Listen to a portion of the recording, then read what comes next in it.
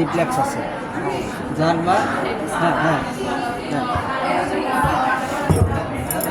অনেকগুলো যার বা রিফ্লেক্স আছে। কিছু রিফ্লেক্স হচ্ছে সুপারফিশিয়াল, যেমন আমি যদি পায়ের তালিত করি এটা সুপারফিশিয়াল।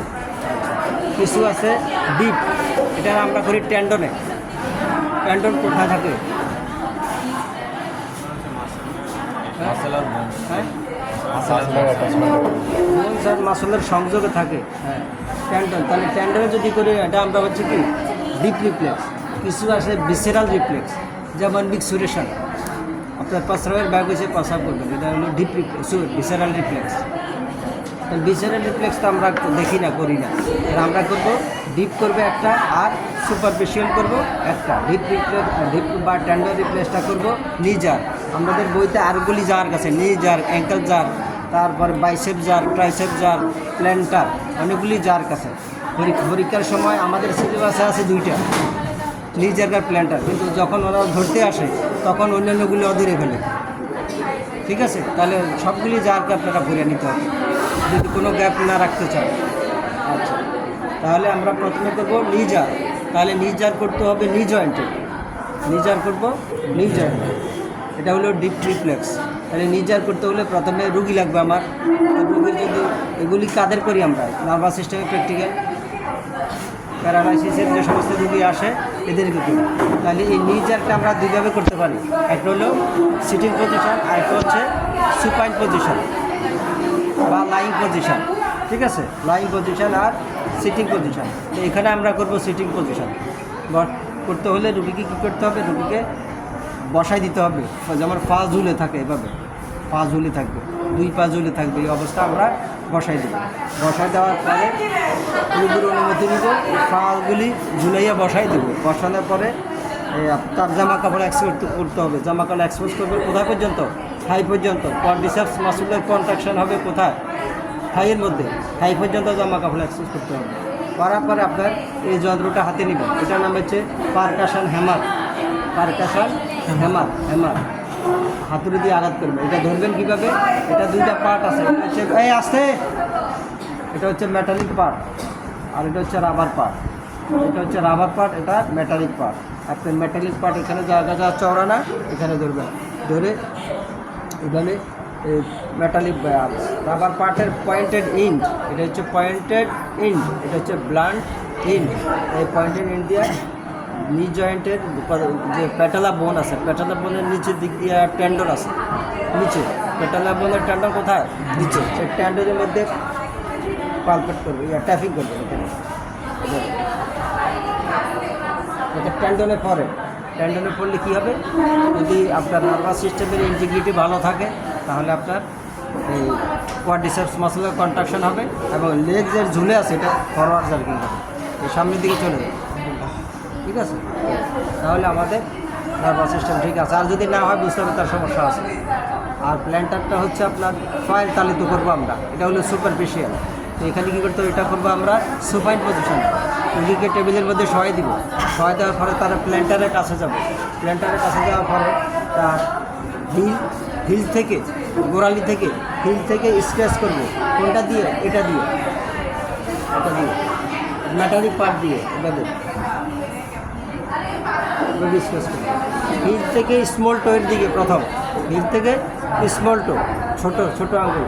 আর এরপরে করবো মিডিয়ালি, মিডিয়ালি হিল থেকে আঙ্গুলের বেস পর্যন্ত, বেস অফ দ্য টোজ, বেস পর্যন্ত এভাবে স্ক্র্যাচ করবো। করলে কী হবে? যদি নর্মাল থাকে তার যে গ্রেড টু বা বৃদ্ধাঙ্গুল যেটা, এটা কী হবে? ফ্ল্যাকশন হবে, বৃদ্ধাঙ্গুলের ফ্ল্যাকশন হবে। আর বাকি আঙ্গুলগুলি হবে অ্যাডাকশান। অ্যাডাকশান কি? এই আঙ্গুল আছে না, আঙ্গুলগুলি এইভাবে যাবে, এইভাবে যাবে, ঠিক আছে, নিচে মিশে যাবে। আর অ্যাবডাকশান হচ্ছে উড়ে যাবে, উড়ে যাবে, এইভাবে যাবে।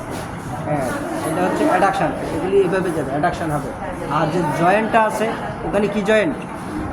প্ল্যান্টার উপরে, হ্যাঁ, অ্যাঙ্কেল জয়েন্ট। আর এটা রিস্ট জয়েন্ট, রিস্ট জয়েন্ট। তাহলে অ্যাঙ্কেল জয়েন্টটা কী হবে? ডরসিফ্লেকশন হবে। ঠিক আছে, অ্যাঙ্কেল জয়েন্টের ডরসিফ্লেকশন হবে।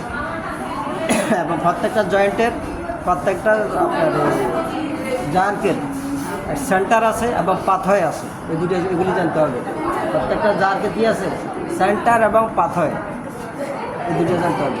আর আপনার নি জারকে সেন্টার কোন জায়গায়, সেকেন্ড থেকে fourth number, second to fourth number and spinal cord. আর প্ল্যান্টার হচ্ছে fifth number and first sacral, fifth number and first sacral হচ্ছে তাদের সেন্টার। পাথরটা কোথায় আছে, পাথরটা আপনার বইতে আছে, আপনারা পড়ে নেবেন। ঠিক আছে, এই তাহলে একজনের টুল দিয়ে বসেন, উঁচাটার মধ্যে বসেন, উঁচাটা আছে, উঁচাটা নিয়ে তাহলে আমরা প্রথমে এগুলো অনুমতি নিব, এরপরে জামা কাপড় এই পর্যন্ত এক্সপোজ করব, করার পরে আমি প্যাটেলা খুঁজে বের করি, প্যাটেলার প্যান্টও থাকে নিচে, এই হলো প্যাটেলা বোন। ঠিক আছে, এই জয়েন্টের এটা হচ্ছে কি বোন, এটা কি প্যাটেলা বোন। প্যাটেলা বোনের ট্যান্ডন হচ্ছে নিচে দিয়ে, এই যেটা এইরকম একটা বাঁকা এটা থাকে, প্র্যাকটিক্যাল দেখছেন না অ্যানাটমিতে, এরকম একটা রিংয়ের মতো থাকে, এটা দ্বারা প্যাটেলা বোনটা আটকানো হয়। এটা হচ্ছে ট্যান্ডন, এই ট্যান্ডনে আমরা ট্যাপিং করি। আর এটা ধরবো কীভাবে,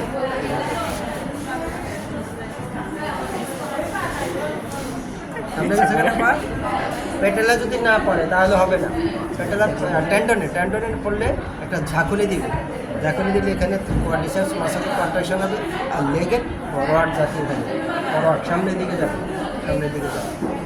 এটা হচ্ছে নিজার, এটা কি নিজার প্র্যাকটিক্যাল। আর পা তুলে ওই তুলে দিয়ে দেন,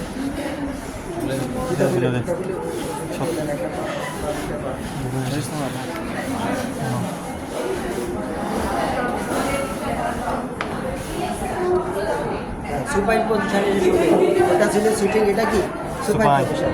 তাহলে আপনি তখন আপনার হ্যামারটা এটা হাতে নেবেন, এটা নিয়ে এইভাবে স্কেচ করবেন। ঠিক আছে, প্রথম হলো হিল থেকে স্মল টোয়ের দিকে, এরপরে হচ্ছে হিল থেকে একটু টোয়ের বেস পর্যন্ত। সমস্যা আছে, বসা টসা ঠিক হয় না, তাহলে কী হবে, এই আপনার ব্লেড টোয়ের ফ্লেকশন আপনার এনে কি এটা আসিনের মতো। আচ্ছা, এটা হলো কি এই যে এটা এইভাবে যাবে, আর এগুলি কি হবে, এই আঙুলগুলি কাছাকাছি চলে আসার চেষ্টা করবে। আর পুরো জয়েন্টার 10 এইরকম হবে, আমার থেকে আছে তো, এটা হচ্ছে ফ্লেকশন আর এটা হচ্ছে 10